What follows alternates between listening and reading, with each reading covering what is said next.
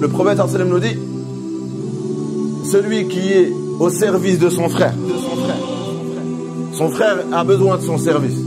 Il a un besoin. Celui qui est au service de son frère, Allah Azza wa Jal sera à son service. Tu veux qu'Allah Azza wa Jal te soutienne dans tes affaires? Tu veux qu'Allah te soutienne dans les moments difficiles de la vie? Aide ton frère. Voilà ce que nous enseigne le prophète. Allah, l'aide d'Allah,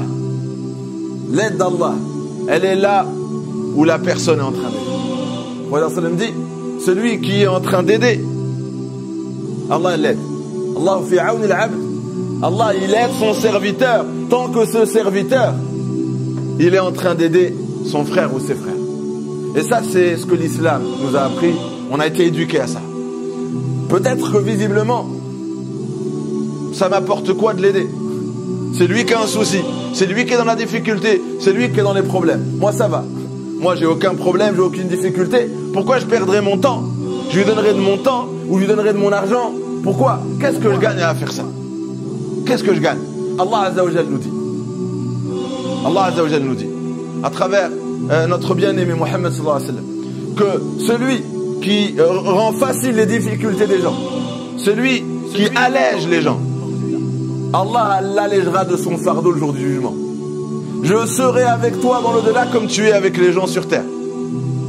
Donc si les gens, ils ont des difficultés, ils ont un fardeau, et toi tu l'allèges de ce fardeau, Allah, le jour du jugement, il va t'alléger de ton fardeau. Le jour du jugement, tu auras besoin d'aide. Ça sera peut-être une période de ton existence où tu seras en difficulté. Et tu auras besoin que quelqu'un t'allège tous ces fardeaux.